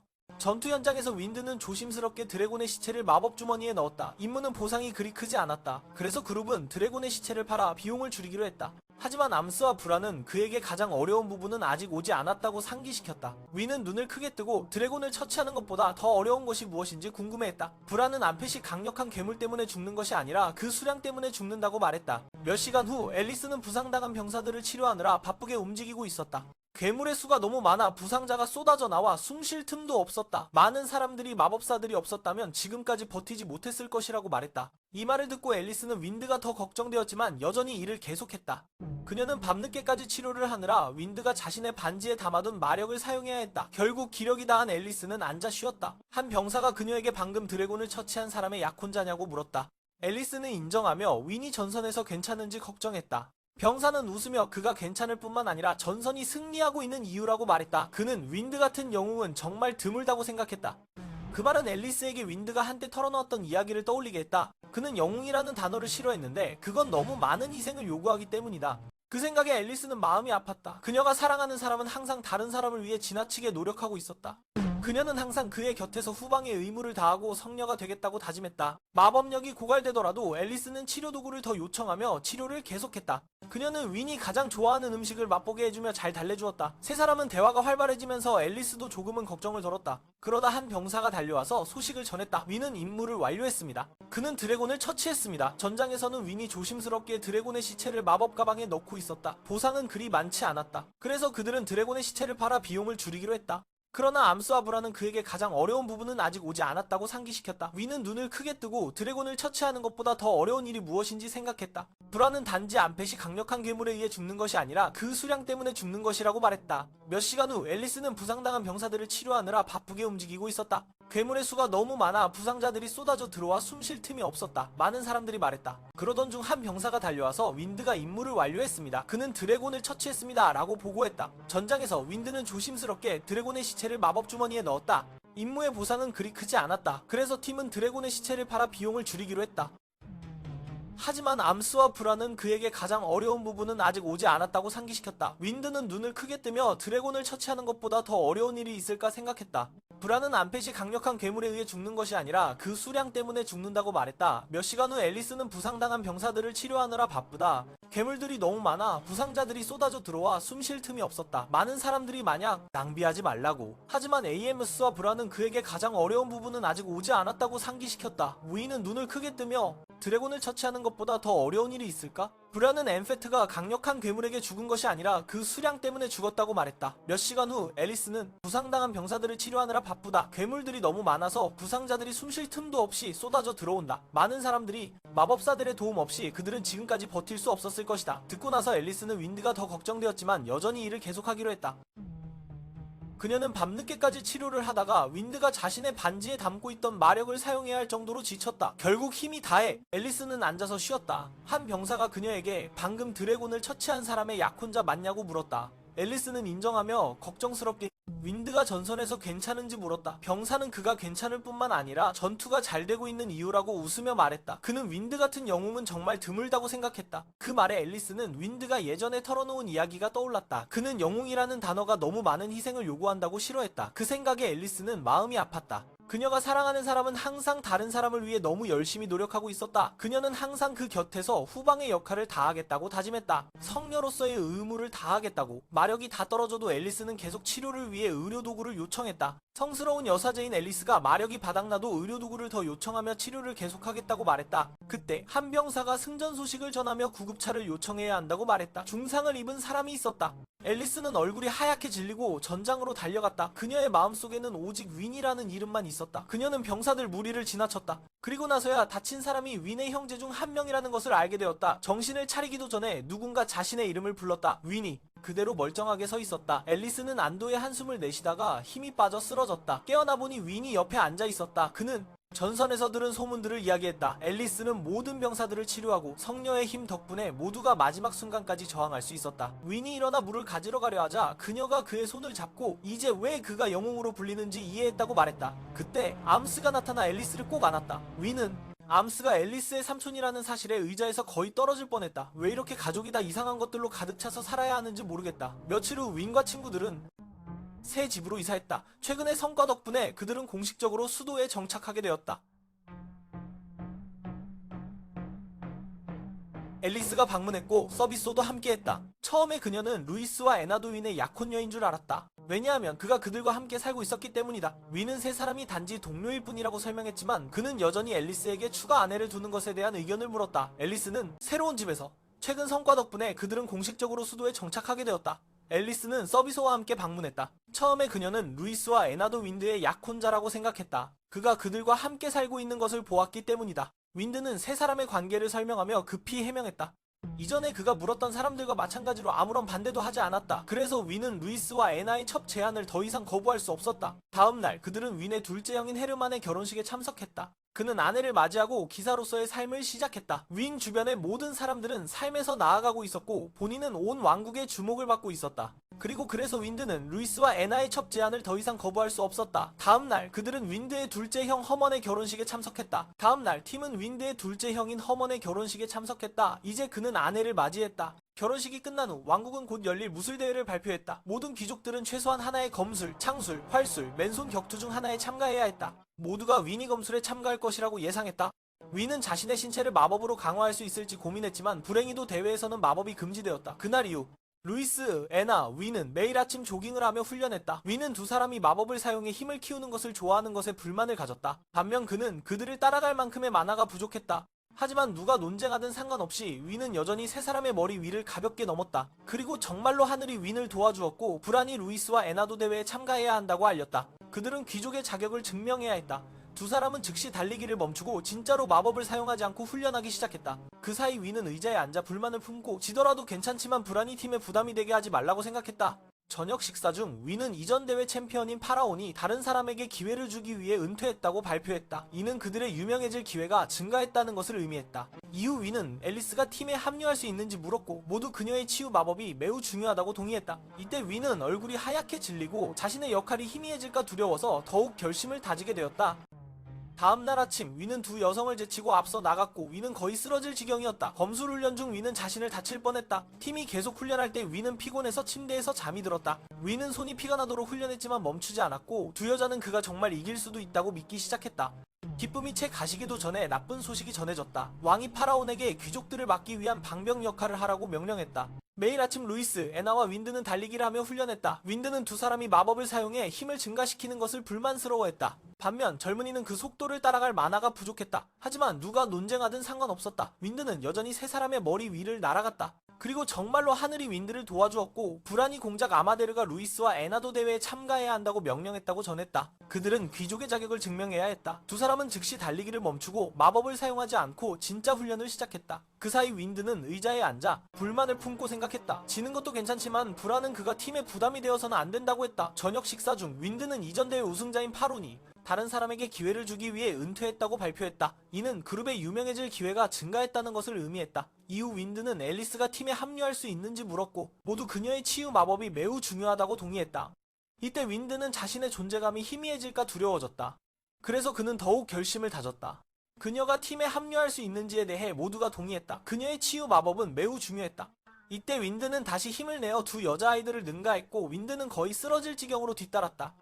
연습을 하던 중 윈드는 헛갈려서 거의 넘어질 뻔했다. 다음날 아침 윈드는 여전히 두 여자아이들을 능가하며 윈드는 거의 뒤에서 따라오는 윈드가 지쳐 쓰러질 것 같았다. 검술 연습 중 윈드는 두 여자아이들을 능가할 정도로 힘을 쏟고 있고 윈드는 뒤에서 거의 쓰러질 지경이다. 훈련 중 윈드는 자신을 칠 뻔했다. 그룹이 계속 훈련할 때 윈드는 피곤해 침대에서 잠들었다. 윈드는 손이 피가 나도록 훈련했지만 멈추지 않았고 두 사람은 아마도 윈드가 정말 이길 수도 있다고 믿기 시작했다. 기쁜 마음도 잠시 나쁜 소식이 전해졌다. 왕은 파론이 윈드의 귀족들을 막기 위해 기쁜 마음도 잠시 나쁜 소식이 전해졌다. 왕은 파라오가 귀족들을 위한 방어벽 역할을 하도록 명령했다. 윈은 듣고 절망하며 문을 잠그고 방에 갇혔다. 두 소녀가 달래주었지만 그는 그들이 마법이 있어서 자신이 느끼는 감정을 이해할 수 없다고 반박했다. 그 상처받는 말에 두 소녀는 떠나갔다. 다음날 아침 윈은 윈에게 만약 자신이 지면 윈이 자신을 팀에서 쫓아낼 것인지 물었다. 하지만 윈은 여전히 깊이 잠들어 있었다. 깨어난 후 윈은 자신이 가장 걱정하는 것은 대회가 아니라 체력을 단련해본 적이 없고 참가해야 한다는 두려움에 떨고 있는 앨리스를 이야기했다. 윈은 그 말을 듣고 팀에 누구나 각자의 두려움이 있다는 것을 이해했다. 그는 두 친구에게 사과하고 화해하기 위해 찾아갔다. 경기 당일 팀은 경기장에 들어갔다. 앨리스는 경기가 끝난 후 모두가 먹을 수 있도록 도시락을 가져왔다. 그리고 윈의 첫 번째 대결 상대는 이전 대회 챔피언인 파라오였다. 종이 울리자마자 파라오는 윈의 배를 정통으로 가격하여 단 1초 만에 그를 쓰러뜨렸다. 윈은 깨어난 후 차를 마시며 대회를 계속 지켜보았다. 윈은 검술 부문에서 자리를 지켰고 애는 무기술 부문에서 결승에 진출했으며 리스는 맨손 격투 부문에서 준결승에서 멈췄다. 브랜도, 그녀가 마법의 주먹이 이 대회에서 쓸모없음에도 불구하고 높은 순위를 차지한 것에 대해 칭찬을 아끼지 않았다. 결승전에서 애나는 윈드의 하인이 되겠다고 요청했던 남자와 맞붙었다. 그녀를 보자마자 그는 반짝이며 윈드가 자신을 바라보고 있다고 상상했다. 그는 계속해서 찌르기를 시도한 후 자신의 특기를 사용하여 창을 회전시켜 애나의 무기를 손에서 날려버렸다. 그녀는 패배를 안고 돌아갔지만 그 젊은이의 창술 실력을 인정하지 않을 수 없었다. 그는 상인 집안 출신으로 계산과 법률에 능했다. 하지만 윈드는 깊이 잠들어 있어 아무것도 듣지 못했다. 사실 앨리스가 팀을 위해 가져온 도시락은 윈이 밤새도록 준비한 것이었다. 윈은 준결승에서 승리했지만 어깨에 심한 부상을 입었다. 그의 다음 상대는 파론이었다. 두 소녀는 윈의 상처를 붕대 감아주며 포기하라고 권했지만 윈은 단호히 거절했다. 그들은 브랜이 그에게 심한 말을 했던 것을 알고 있었다. 윈도 그것을 부인하지 않으며 자신이 짐이 되는 것이 두렵다고 말했다. 하지만 윈드의 도시락을 보며 그는 윈드가 결코 누군가를 뒤에 남겨두지 않는다는 것을 깨달았다. 자신감을 되찾은 윈은 한 입 먹고 일어나서 큰 소리로 말했다. 팀의 일원이라면 다치더라도 도망칠 수 없다. 그날 이후 윈과 애나는 파라온의 지도 아래 훈련을 시작했다. 루이스는 윈에게 그녀와 자신의 스승과 함께 훈련해달라고 부탁했다. 윈은 그 스승이 바로 암스라는 사실을 알고 거의 기절할 뻔했다. 그들은 그렇게 낮과 밤을 함께 보내며 새로운 장으로 넘어가기 시작했다. 3년 후 윈드의 고향에서 그는 망가진 밭을 수리하느라 애쓰고 있었다. 그는 세금 서류를 보고 있던 중 형이 들어와서 수도에서 온 손님이 있다고 알렸다. 그는 누가 그렇게 멀리 오는지 이상하게 생각했지만 윈과 관련된 일이라는 것을 알고 얼굴이 불쾌하게 변했다. 손님은 그들에게 조정청에서 온 편지를 전달했다. 그는 아내에게 편지를 건넸다. 그 편지는 윈드가 어떤 가정에 들어가라는 초대장이라는 것을 알았다. 그는 윈드가 얼마나 유명한지 신경 쓰지 않았지만 아내의 비명 소리를 듣고서야 그 편지가 윈드의 사망 통지서라는 것을 알았다. 윈드는 고대 유적을 탐험하던 중 사망했다. 며칠 전 윈드는 정식으로 모험가로 등록했으며 귀족의 의무에서 벗어나 기뻐하고 있었다. 첫 번째 임무는 왕의 명령으로 고대 유적을 조사하는 것이었고 윈의 팀은 브랜과 함께 갔다. 브랜은 많은 팀이 들어갔지만 아무도 돌아오지 않았고 심지어 그들을 찾으러 간 정예 팀도 흔적을 잃었다고 말했다. 모험가들은 유적에 용이 있다고 의심하고 있었기 때문에 윈의 드래곤 사냥팀이 가장 좋은 선택이었다. 더 나아가 참가해야 한다고 명령했다. 그 누구도 파론이 이전 대회의 우승자라는 것을 잊지 않았다. 종이 울리자 파론은 윈드의 배를 정통으로 가격하여 단 1초 만에 그를 쓰러뜨렸다. 깨어난 후 윈드는 차분하게 의자에 돌아와 차를 마시며 대회를 계속 지켜보았다. 윈드는 검술 부문에서 자리를 지켰고 애나는 창술에서 결승에 진출했으며 리스는 맨손 격투에서 준결승에 머물렀다. 브란조차도 그녀가 높은 순위에 오른 것을 칭찬했다. 그녀의 마법 주먹이 이 대회에서는 쓸모가 없었음에도 불구하고 결승전에서 애나는 윈드의 부하가 되기를 원했던 남자와 맞붙었다. 그가 그녀를 보자마자 그는 결승전에서 애나는 윈드의 하인이 되고 싶어 했던 남자와 맞붙었다. 그를 보자마자 그는 나는 빛이 나고 윈드가 보고 있다고 상상했다. 그는 돌진하여 연속으로 찌르고 자신의 특기를 발휘하여 창을 회전시켰다. 이나의 무기가 손에서 튕겨나갔다. 그녀는 실패하고 돌아갔지만 그 젊은이의 창수를 인정하지 않을 수 없었다. 그는 상인의 아들이며 계산과 법률에 능숙하다. 하지만 윈드는 깊이 잠들어 아무것도 듣지 못했다. 사실 앨리스가 팀을 위해 가져온 도시락은 그가 밤새도록 준비한 것이었다. 윈은 준결승에서 승리했지만 어깨에 심한 부상을 입었다. 그의 다음 상대는 파론이다. 두 소녀가 윈의 상처를 붕대 감아주며 그에게 포기하라고 권했지만 윈은 단호히 거부했다. 그들은 브란이 그에게 심한 말을 했던 것을 알고 있었다. 아르윈도 이를 부인하지 않았고 자신이 짐이 될까 두려워했다. 하지만 윈드의 도시락을 보았을 때 그는 윈드가 결코 누군가를 뒤에 남겨두지 않는다는 것을 이해하게 되었다. 자신감을 되찾은 윈은 한 입 먹고 일어나서 크게 외쳤다. 윈의 팀원이 된 이상 부상을 입어도 도망칠 수 없다고. 그날 이후 윈과 이네이는 파론의 지도 아래 훈련을 시작했다. 루이스는 윈에게 함께 훈련하자고 부탁했고 자신의 스승과 함께였다. 윈은 그 스승이 AMS라는 것을 알고 거의 기절할 뻔했다. 그들은 그렇게 밤낮으로 함께하며 새로운 장으로 넘어가기 시작했다. 3년 후 윈드의 고향에서 그는 파손된 농지를 수리하느라 바쁘다. 그는 세금 서류를 열심히 보고 있다가 그가 들어와서 수도에서 손님이 왔다고 알렸다. 그는 이상한 일이 생겼다고 느꼈다. 누가 그렇게 멀리까지 오는가 싶었지만 윈과 관련된 일이라는 것을 알고 얼굴이 불쾌해졌다. 손님은 그들에게 조정에서 온 편지를 전달했다. 그는 그것을 아내에게 주었다. 윈드가 어느 가정에 들어가라는 초대장이라는 것을 생각해냈다. 그는 윈드가 얼마나 유명한지 신경 쓰지 않았지만 아내의 비명 소리를 듣고 윈드의 사망 통지서라는 것을 알게 되었다. 윈드는 고대 유적을 탐험하던 중 사망했다. 며칠 전 윈드는 모험가로 공식 등록을 마치고 귀족의 의무에서 드디어 벗어나 기뻐했다. 그의 첫 번째 임무는 왕의 명령으로 고대 유적을 조사하는 것이었고 윈은 브란과 함께 갔다. 브란은 많은 팀이 들어갔지만 아무도 돌아오지 않았다고 말했다. 심지어 그들을 찾으러 간 엘리트 팀도 사라졌다. 모험가들은 유적에 드래곤이 있다고 의심하고 그래서 윈의 드래곤 사냥팀이 가장 좋은 선택이었다. 점점 더 나아가면서 파란의 말이 그를 더욱 확신시켰다. 다음 층으로 넘어가기 전에 이리스는 윈에게 퇴로를 찾으라고 조언했다. 만약 정말 죽게 된다면 그녀가 가장 후회할 것은 그를 더 일찍 결혼하지 못한 것이라고. 그 말은 윈의 정신을 빠르게 회복시켰고 팀은 계속 나아갔다. 예상치 못하게 다음 방은 거대한 빈 공간이었다. 골렘은 없었지만 브랜은 여전히 경계했다. 멀리서 그는 거대한 동상을 보았고 그것이 서서히 깨어나 금속 날개를 펼쳤다. 그것은 드래곤 혼합 골렘이었다. 브란은 즉시 방어막을 세웠고 몇 초 후 드래곤이 공격해왔다. 들어가자 팀은 점점 두려워져서 윈의 뒤에 숨었다. 어쨌든 그는 두 마리 드래곤과 싸운 적이 있으니 그들은 한숨 쉬는 것만으로도 끝장이다. 브란은 문을 열기 전에 탐색 마법을 사용했지만 그 유적 안에는 아무것도 없었고 실종된 사람들의 흔적도 없었다. 갑자기 브란이 소리쳤고 모두에게 빨리 도망치라고 했지만 모든 것이 너무 늦었다. 문이 닫히고 발 아래에 마법진이 나타나 그들의 발을 고정시켰다. 고대 문명의 함정일 가능성이 있다. 한 사람씩 사라지기 시작했다. 앨리스는 윈을 잡으려 했지만 닿기도 전에 윈은 사라져버렸다. 그녀도 마찬가지였다. 그들은 다른 방에서 깨어났다. 벽에는 거꾸로 매달린 기호가 있었다. 브란은 그들이 가장 깊은 층으로 이동되었다고 추측하며 이제는 올라갈 길만 남았다. 루이스는 윈이 모두를 텔레포트할 수 있을 것이라고 생각했다. 하지만 윈의 텔레포트는 가장자리가 필요했기 때문에 이렇게는 불가능했다. 다른 방으로 이동하자마자 문이 쾅 닫혔다. 몇 마리의 TNG 골렘이 일어났다. 윈은 마법을 사용하려 했지만 팀은 만화를 아끼라고 만류하며 그들이 스스로 싸우게 했다. 브란과 윈은 뒤에서 지원하기로 했다. 전투가 끝난 후 앨리스는 팀 전체를 치료했다. 애나는 벽 사이에 있는 몇 개의 해골이 이전의 모험가 군단의 것임을 알아차렸다. 팀은 계속해서 계단을 올라갔고 또 골렘과 싸우며 층을 오르내렸다. 유적 외부에서는 5날이 지나갔고 왕과 아저씨 암스는 걱정하기 시작했다. 귀족들은 윈이 죽었다고 수군거렸다. 실제로 적지 않은 사람들이 속으로 기뻐하고 있었다. 사제가 지나갈 때 그들은 그의 조카를 걱정하는 척했다. 하지만 그는 윈과 앨리스가 아직 살아있다고 주장했다.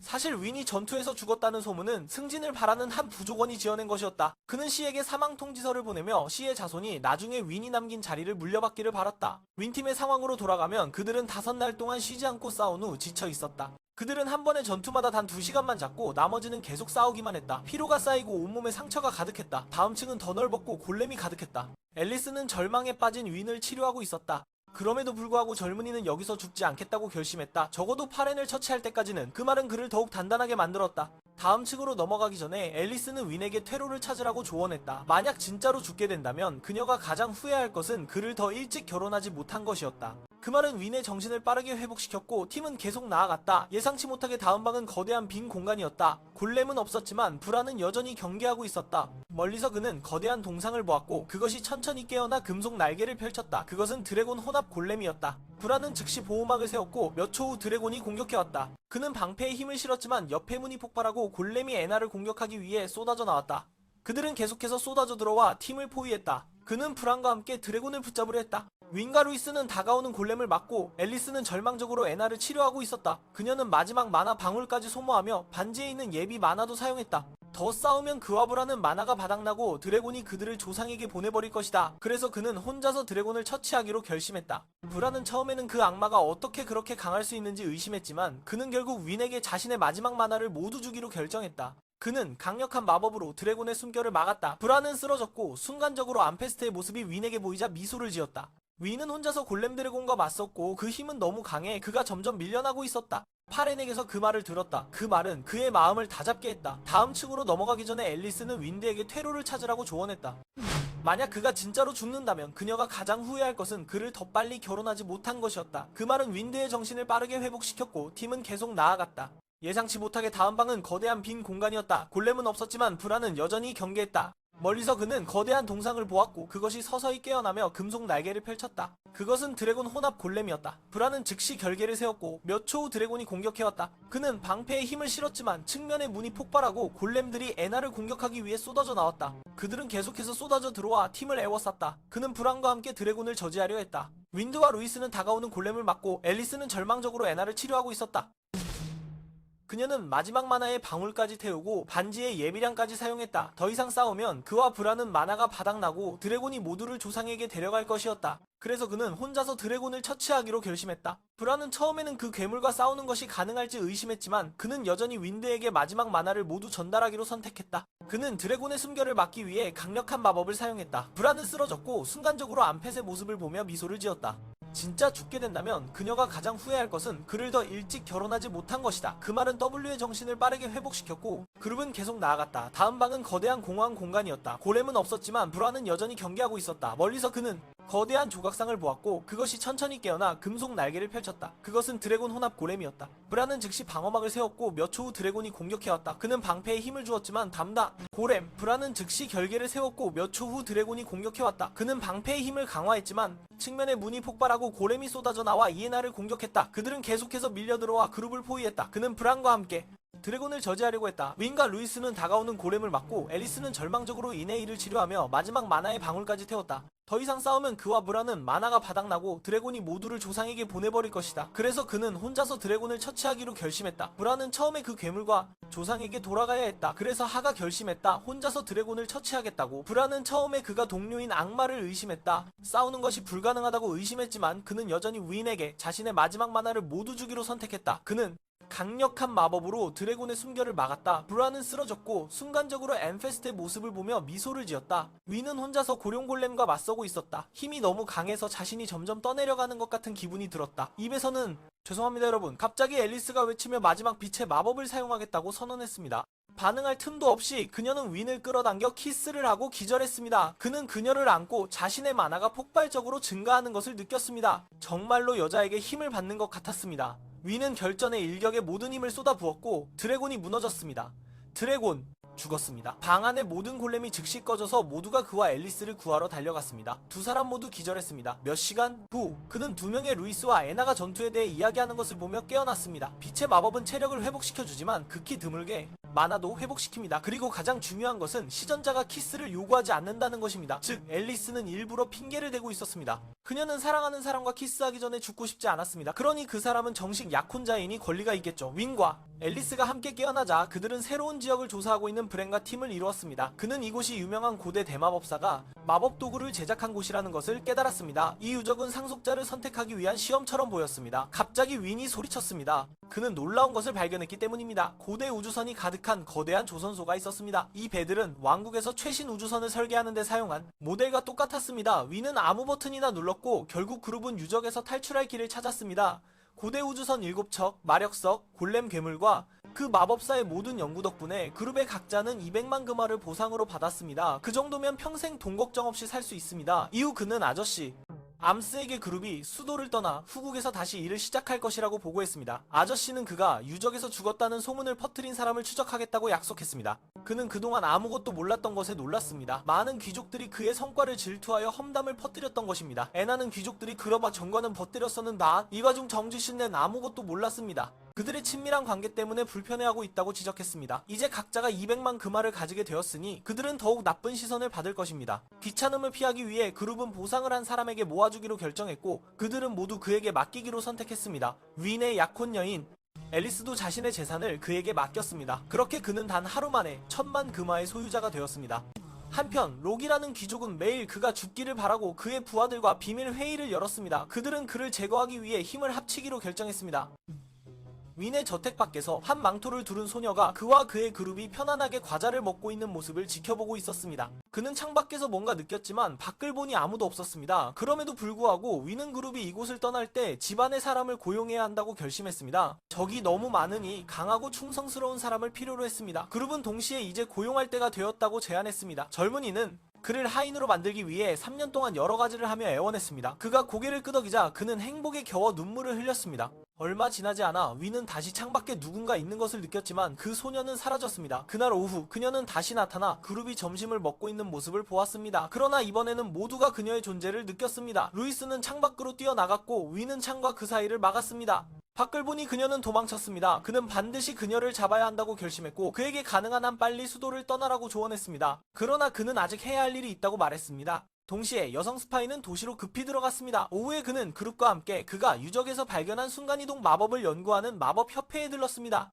협회장 루카스가 그룹을 맞이한 후 그들에게 장비를 소개했습니다. 빠져나오고 있었다. 그는 반드시 잡아야 한다고 생각하며 최대한 빨리 도시를 떠나라고 조언했지만 그는 아직 해야 할 일이 있다고 말했다. 그와 동시에 여간첩이 도시로 뛰어들어왔다. 오후에 그는 팀과 함께 그가 유적에서 발견한 이동 마법을 연구하는 마법회에 들렀다. 회장 루카스가 팀을 맞이한 후 그들에게 장비에 대해 소개했다. 새로운 마법원, 생각하는 어떤 것도 소환할 수 있다. 이게 도둑들이라면 정말 좋아할 것 같다. 오인드. 첫 번째로 물건을 열어보는 사람이 되어 눈을 감고 원하는 것을 생각해보라. 눈을 뜨니 나타난 것은 마법사 복장을 한 한 사람이었다. 그리고 진짜 마법사가 소환되었고 그는 정확히 맞았다. 그는 윈이 자신을 방해했기 때문에 그런 생각을 하지 않았다고 변명했다. 두 번째 시도에서는 성공했고 빛이 너무 밝아져서 그는 정말 거대한 것을 소환한 것 같았다. 그 후 스파이 소녀는 윈과 그의 그룹이 근협회에서 나오는 것을 보았고 큰 화물차를 끌고 있었다. 그녀는 따라가려고 했지만 윈은 가볍게 순간 이동을 사용하여 모두가 바로 저택으로 사라졌다. 그때 럭케 리네이츠 외에도 루는 귀족들이 마차에 오르는 것을 보았고 그들은 다시 윈에게 해를 끼치려는 것 같았다. 그는 록과 2층에 서 있는 것을 보았고 그의 웃음소리는 보기만 해도 때리고 싶었다. 스파이는 윈드의 저택으로 돌아가 내부 창문을 통해 그가 도움을 준 사람들을 위한 큰 작별 파티를 보고 있었다. 공작 에이무스, 삼촌 암스, 브랜드, 그리고 신부 험이 있었다. 그리고 윈드는 그가 건협회에서 순간이동한 거대한 참치 스시를 가져왔다.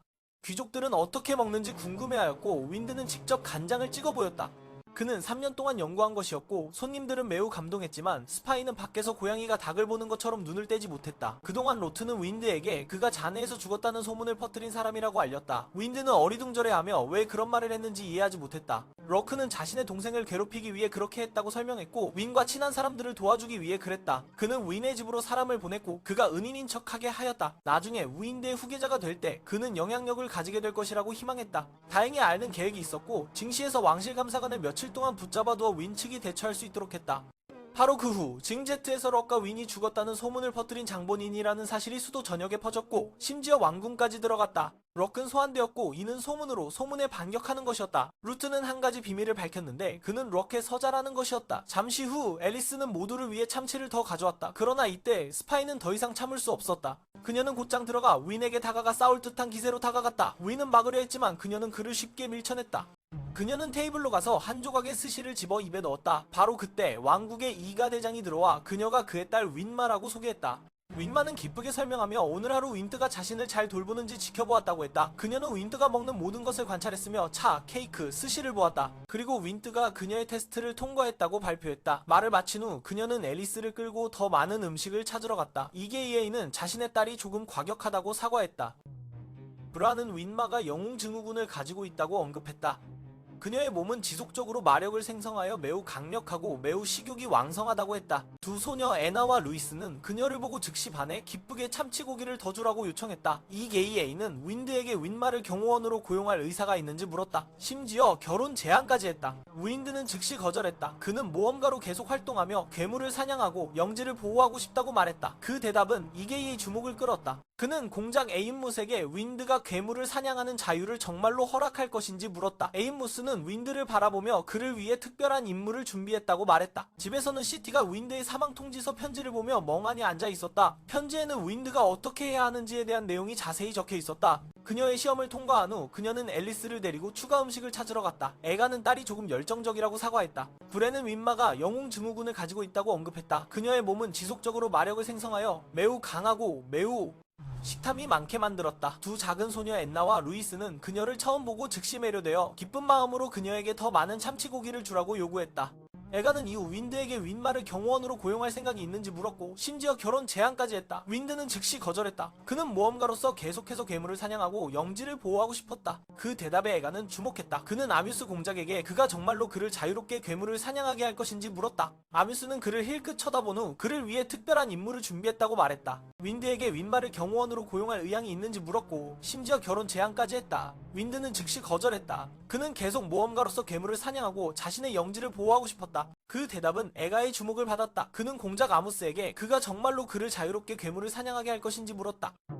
아무스는 그를 힐끗 바라본 후 그를 위해 준비했다고 말했다. 모험가로 계속 활동하고 싶고 괴물을 사냥하고 영토를 보호하고 싶다. 그 대답은 이게이의 주목을 끌었다. 그는 공작 에이뮤스에게 그가 정말로 그를 자유롭게 괴물을 사냥하도록 허락할 것인지 물었다. 에이뮤스는 그를 힐끗 쳐다보며 그를 위해 준비했다고 말했다. 집에서는 시티가 윈드의 사망 통지서를 바라보며 멍하니 앉아 있었다. 편지에는 그의 아들이 살아남는 방법이 자세히 적혀 있었다. 그는 윈드가 남긴 즉위의 상속자이다. 아내가 창밖을 보며 소리치기 전까지 하늘이 주는 것처럼 웃고 있었다. 그는 달려가서 악몽 같은 장면을 목격했다. 윈드가 살아있고 그의 동료들이 우르르 몰려오고 있었다. 윈드의 그룹 과브라는 시와 회의를 하고 있었다. 그들은 15년 전 전임자가 약초를 찾기 위해 그 숲으로 군대를 이끌었던 이야기를 했다. 그 결과 2000명의 병사가 목숨을 잃고 좀비가 되었다. 현재 그들은 그들을 정화하는 임무를 그에게 맡겼고 이후 그들은 괴물 관리에 대해 논의했다. 그 숲이 그의 영토에 위치해 있기 때문에 그는 수집된 자원의 30%를 받을 수 있었다. 그러나 C는 50%를 요구했고 브라는 그들이 지역 주민들에게 고인의 유품을 모두 돌려줄 것이라고 분명히 말했다. 그의 둘째 형인 H여만이 그를 말리려 했지만 CT는 움직이지 않았다. 그는 옛날 병사들이 가난했기 때문에 돌려줄 것이 없다고 말했다. 앨리스는 장례식이 정화되지 않은 시체에 대해 무의미하다고 말하며 그녀는 다시 의식을 치를 준비가 되어 있다고 말했다. 그녀를 조롱하는 그들, 그녀가 돈을 바라는 것이라고 생각했다. 윈은 화가 나서 거의 폭발할 뻔했지만 윈드가 간신히 그를 막았다. 긴장감이 폭발할 듯 했지만 그때 윈마의 배가 고르르 울리며 긴장을 풀어주었다. 그날 밤 C는 지역 남자들과 비공식 회의를 열었다. 그들은 죽은 가족이 곧 해방될 것에 기뻐했다. 그러나 C는 윈이 단지 사업하러 온 것이지 집에 방문한 것이 아니라고 주장했다. 한편 윈드의 그룹은 저녁을 먹고 있었다. 헬마는 윈이 집을 떠난 이후로 불안해졌다고 말했다. 그는 윈이 돌아와서 자신의 자리를 빼앗을까 두려워했다. 마린, 헬만의 아내가 음식을 가져오며 브란에게 음료를 대접하지 않았다고 그를 꾸짖었다. 그녀는 자신의 외할아버지도 예전에 죽은 사람들 중 하나라고 말했다. 윈은 유품을 찾으면 돌려주겠다고 약속했다. 그녀는 감사하며 언젠가 그가 상속자가 되기를 바란다고 말했다. 그룹은 유산을 둘러싼 싸움의 냄새를 느끼기 시작했다. 다음날 그들은 숲으로 가서 임무를 수행했다. 그들은 좀비들을 유인하기 위해 일부러 자극했다. 앨리스는 마법진을 준비했다. 그녀와 윈은 정화의 장을 열었다. 좀비들은 그 장을 지나기만 하면 사라졌다. 윈은 무력감을 느꼈다. 그러나 브레는 유품을 수집하는 것도 일이라고 상기시켰다. 그들은 좀비가 거의 다 사라질 때까지 계속 작업했다. 심지어 전임 공작도 나타났지만 곧 정화의 빗속으로 사라졌다. 마린의 외할아버지는 아직 보이지 않았다. 그때 한 마리 W가 돌진해왔다. 윈마는 그것을 한 번에 베어내고 정화 마법을 발동시켰다. 그러자 많은 시체가 쏟아져 나왔고 그들은 힘을 합쳐 정리했다. 결국 그들이 지치고 장이 거의 꺼질 무렵 마린의 외할아버지가 나타났지만 나머지와는 다르게 그는 정상적으로 대화할 수 있었다. 그는 이제 불사의 존재가 되었으며 마린에 대해 물어보았다. 윈드는 그녀가 결혼했고 잘 지내며 남편을 여전히 다스리고 있다고 말했다. 그는 그 말을 듣고 매우 만족스러워하며 스스로 검을 내려놓고 앨리스의 정화를 받을 준비를 했다. 임무가 완료되었고 그들은 마을 사람들에게 유품을 돌려주었고 모두 감사해했다. 그러나 C가 나타나 모든 갑옷과 무기를 제출하라고 명령했다. 주민들은 그것이 그들의 사랑하는 사람의 물건이라고 반대했다. 그들은 사랑하는 사람들을 제대로 장례할 수 없었고 이제 그들의 유품조차 가져갈 수 없다니? C는 여전히 신경 쓰지 않고 농기구를 만들기 위해 금속이 필요하다고 주장했다. 알겠어, 자네를 원하겠지? 윈은 중재하며 형을 이용해 큰 덩어리의 철을 소환해 C를 위협했다. C는 불쾌했지만 윈이 곧 떠날 예정이어서 억지로 화를 삼켰다. 공작은 계속해서 검토하고 남은 물건을 돌려주겠다고 약속했다. 윈드는 가족 문제는 여기서 끝났다고 안도했지만 계획은 아직 끝나지 않았다. 그룹이 계속해서 진행되고 있었다. 윈드는 가족 문제는 여기서 끝났다고 안도했지만 계획은 아직 끝나지 않았다. 팀이 마을로 돌아가 회계사에게 장례식에 참석할 것인지 물어보았다. 다음날 앨리스가 장례식을 주관했다. 마을 사람들은 그를 보지 않으려 하여 더욱 화가 났다. 장례식이 끝난 후 고인을 추모하는 잔치가 열렸다. 마을 사람들은 술을 들어 축하했다. C의 아내 아말리는 남편을 대신해 아이를 데리고 조문하러 갔다. 그녀의 두 조카는 자신의 윈 삼촌을 매우 존경했다. 그녀는 윈에게 자신의 업적을 이야기해달라고 요청했다. 마침 두 아이 루이스와 애나가 함께 시연을 했다. 이야기를 들은 후 윈 삼촌이 직접 만든 과자를 선물로 주었다. 잔치가 끝난 후 회계사는 윈에게 영지의 후계자로서의 직책을 수락해달라고 제안했다. 마을 사람들도 그렇게 원했다. 그들은 더 이상 그를 기대하지 않았다. 윈은 자신은 모험가가 되고 싶다고 말했다. 그러나 마을 원장은 그가 일상관리를 다른 사람에게 맡기고 자신은 모험을 계속할 수 있다고 설명했다. 게다가 마을 사람들의 뜻은 사실 왕실의 뜻이기도 했다. 왕은 남쪽 지역을 발전시키고 싶어 했지만 지역은 약하고 그들의 관리 능력은 부족했다. 왕은 그들의 아버지를 은퇴시키는 것을 강요할 수 없었기 때문에 다른 계획을 세우기로 결정했다. 첫째, 윈을 고향으로 보내고, 둘째, 그를 화나게 해 범죄를 저지르게 하고, 셋째, 그의 아버지가 스스로 물러나 책임을 지게 하는 것이었다. 그렇게 되면 마을 사람들이 숭배하는 영웅 윈이 정당하게 후계자가 될 수 있을 것이다. 윈이 벌어들인 막대한 돈도 이후 지역 발전을 준비하기 위한 것이었다. 다음날 아침, 윈은 팀에게 상황을 이야기했다. 모두 충격을 받았고 그는 왕실의 명령을 의심해본 적이 없었지만 조카들이 노는 모습을 보니 모든 것이 합리적으로 보였다. 만약 그가 권력을 잡게 된다면 아이들은 귀족의 미래를 잃게 될 것이다. 불행히도 회계사가 몰래 듣고 있었다. 그날 밤 마을 사람들이 그의 집으로 와서 윈이 후계자 자리를 수락해달라고 무릎 꿇고 부탁했다. 윈은 당황하며 어디로 가겠다고 생각하지 않았다. 브렌은 덤불 쪽을 바라보며 회계사가 숨어있는 것을 보았다. 그는 그에게 왕실이 평민이 정치에 개입하는 것을 매우 싫어한다고 경고했다. 그 말을 듣고 그는 떠났고 브렌에게 아말리에 대해 언급하는 것을 잊지 않았다. 회계사의 아내는 정말로 그날 밤 그가 윈을 지지하는 누구에게든 처벌하라는 명령을 내리는 것을 들었다. 다음날 윈은 여전히 어떻게 결정해야 할지 모르고 있었고 브렌은 마침내 진실을 드러냈다.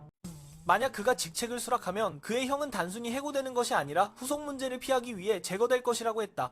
다음 회의에서 윈은 평화적으로 버려진 땅의 일부를 개발하기 위한 협상을 시도하며 재정 지원을 약속하고 형씨의 승진을 도와주겠다고 했다. 두 형제 모두 함께 성장할 수 있었다. 그러나 고집이 센 씨는 윈이 자신의 권력을 서서히 빼앗으려 한다고 생각하여 그를 즉시 쫓아냈다. 밖에서 윈은 형수 아말리를 만났다. 그는 자신이 가능한 한 조화로운 길을 찾고 싶다고 털어놓았다. 아무도 마음을 상하게 하거나 해를 끼치지 않기를 바랐다. 하지만 그가 아무리 요구를 해도 양쪽 모두 만족하지 않았다. 윈의 진정성을 보며 아말리는 자신이 오직 아이들의 안전만을 걱정하고 있다고 고백했다. 그녀는 여러 해 동안 윈을 아이들과 가깝게 하려고 노력했으며 모든 일이 드러났을 때 그가 아이들을 위해 마음을 부드럽게 할 수 있기를 바랐다. 윈은 아말리에게 감사하며 떠났다. 결국 윈은 자리를 수락하기로 결심했지만 그는 누구도 죽게 하지 않겠다고 맹세했다. 형과 그의 그룹은 당연히 즉시 동의했다. 다음날 아침 그들은 마을에 여러 상점을 열었다. 윈은 향신료를 팔고 두 아이 루이스와 애나는 의류와 수공예품을 판매했다. 윈은 무기를 판매했다. 마을 사람들은 몰려들었다. C의 부하들은 손님을 잃어 당황했다. 그들은 C에게 불만을 제기하러 갔고 심지어 윈을 죽여서라도 귀찮음을 덜어주라고 요구했다. 하지만 마법사를 죽이면 누가 먼저 죽을지는 이미 다들 알고 있었다. 마을로 돌아오는 길에 부하들은 C의 사람들에게 붙잡혔다.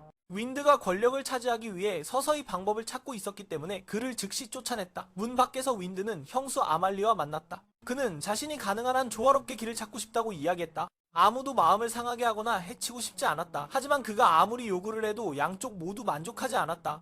윈의 진정성을 보며 아말리는 자신이 오직 아이들의 안전만을 걱정하고 있다고 고백했다. 그녀는 여러 해 동안 윈을 아이들과 가깝게 만들기 위해 노력해왔고 모든 일이 드러났을 때 그가 아이들을 위해 마음을 부드럽게 할 수 있기를 바랐다. 윈드는 이후 아말리에게 감사하고 떠났다. 결국 윈드는 그 자리를 수락하기로 결심했지만 그는 누구도 죽게 하지 않겠다고 맹세했다. 형과 팀은 당연히 즉시 동의했다. 다음날 아침 그들은 마을에서 상점을 열었다. 윈은 향신료를 팔았다. 두 작은 소녀 루이스와 애나는 옷과 수공예품을 팔았다. 윈은 무기를 팔았다. 나는 가능한 한 조화로운 길을 찾고 싶어. 아무도 상처받거나 해를 끼치지 않기를 바래. 하지만 네가 아무리 요구를 해도 양쪽 모두 만족하지 못해. 윈의 진심을 보며 아마리는 인정해. 그녀는 오직 아이들의 안전만을 걱정하고 있었어. 그녀는 여러 해 동안 윈을 아이들과 가깝게 만들기 위해 노력했어. 모든 일이 드러났을 때 그가 아이들을 위해 마음을 부드럽게 해주기를 바랐어. 윈드는 그 후 에마리에게 감사하고 떠났어. 결국 윈드는 그 자리를 맡기로 결심했지만 그는 누구도 죽게 하지 않겠다고 맹세했어. 형과 그 그룹은 당연히 즉시 동의했지. 다음날 그들은 마을에 여러 상점을 열었어. 위는 향신료를 팔고 두 아이 루이스와 이나는 옷과 수공예품을 팔았어. 위는 무기를 팔았어.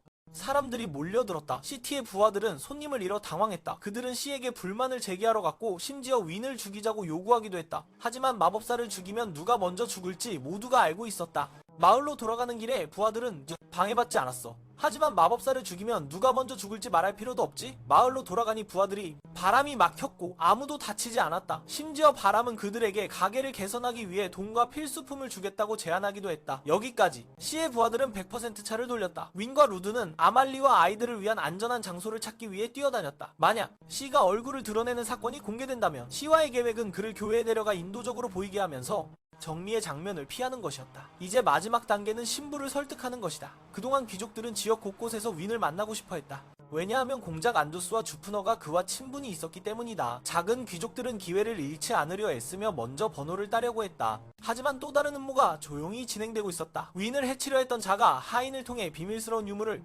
전달하고 시에게 가져오라고 명령했다. 며칠 후 시는 민중과의 만남에 단 한 사람만 참석한 것에 분노했다. 이제 모두가 윈 편에 서 있었다. 시의 회의에 참석한 유일한 사람은 그에게 마지막 몇 마디를 하고 떠나기 위해 온 것이었다. 왜냐하면 바람이 그를 매수했기 때문이다. 그는 그를 수도로 데려가 훈련시켜주겠다고 약속했다. 그렇게 그는 떠났고 시는 혼자 남았다. 외롭고 분노에 차 있었다. 벽에 몰린 그는 무력하고 망상에 빠져 결국 모든 것이 무너졌다. 그는 칼을 집어들고 바람을 죽이려 했지만 요크의 하인이 제때 나타나 그를 막았다. 그는 쓸모없는 것을 넘기라고 말한 후 드래곤을 부르는 플루트를 꺼냈다. 며칠 후 시티는 바람이 일부러 퍼뜨린 소문을 따라 혼자 숲으로 들어갔다. 서로 마주하는 순간 그는 바람이 자신의 공을 가로챘고 자신이 가져야 할 자리를 빼앗았다고 비난했다. 그리고 드래곤 플루트를 꺼냈다. 브레는 즉시 알아차렸다.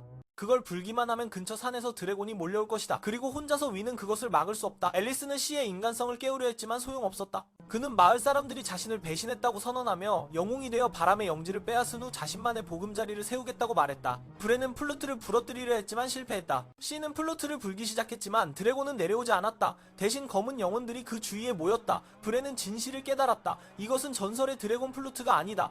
이것은 악의 플루트로 악의 기운을 흡수하고 사용자에게 적을 죽일 수 있는 힘을 주는 도구였다. 그 대가로 그들을 불사의 괴물로 변하게 했다. 시의 몸은 괴물의 덩어리로 변형되었고 어둠은 그의 의식을 삼켰다. 그의 눈은 윈을 향해 빛났다. 브레네드는 바람이 즉시 성스러운 마법을 사용해야 한다고 말했다. 왜냐면 시는 이제 더 이상 살아있지 않기 때문이다. 괴물이 공격해왔다.